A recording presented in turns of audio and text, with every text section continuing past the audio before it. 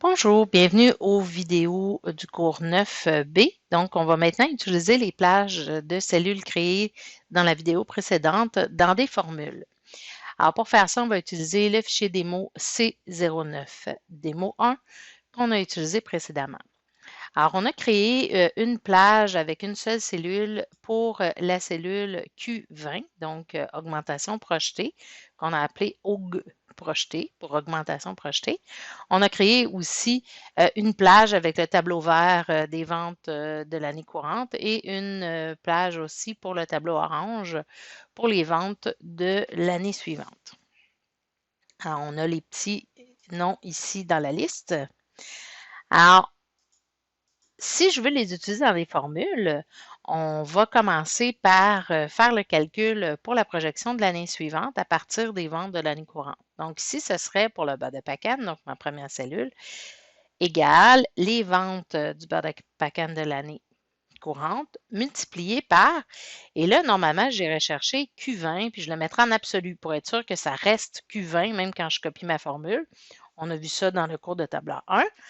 Alors ici, au lieu de mettre Q20, je vais carrément taper mon nom de plage. Donc, je commence à taper AUG et plus je tape, plus la liste diminue. Alors, on sait que quand on tape comme ça, quand on est dans les formules, il me propose ici j'ai tapé juste AU, donc il me propose les formules, les fonctions dont le nom commence par les lettres que j'ai tapées. Donc, il me propose la fonction aujourd'hui, mais il me propose aussi mes listes de plages nommées.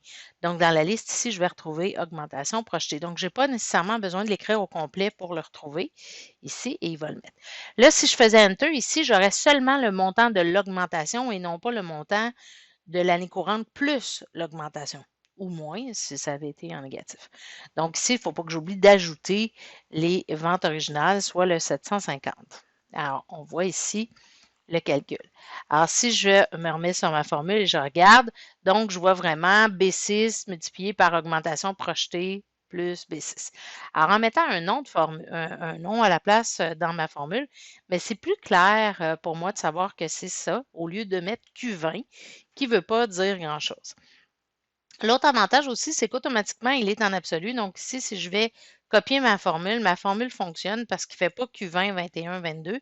Pour lui, augmentation projetée, c'est Q20, ça ne bouge pas. Donc, je peux l'utiliser dans mes formules.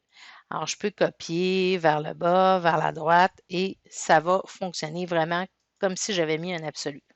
Parce que nommer la plage, c'est exactement comme faire un absolu. Je peux me servir aussi du nom de plage que j'ai nommé, qui était écart, donc que j'ai nommé ici, écart pourcentage, qui est la plage ici Q6 à Q14, qui sont les pourcentages d'écart qu'on retrouve dans l'ensemble. Et là, je peux décider en bas de faire la somme, donc égale somme.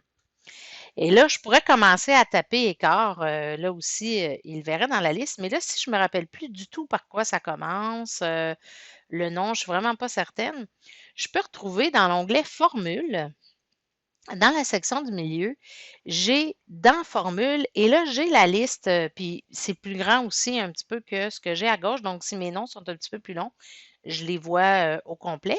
Et je peux aller chercher à ce moment-là écart PC pour pourcentage, c'est comme ça qu'on l'avait nommé. Et je ferme ma parenthèse et il va m'additionner l'ensemble. Pour vérifier, je peux toujours sélectionner ma plage et aller voir en bas. Ma somme est vraiment de 12,4 parce qu'ici, c'est des écarts, hein, ça ne donne pas 100 ce n'est pas une répartition. Donc, ça me donne mon total au bout.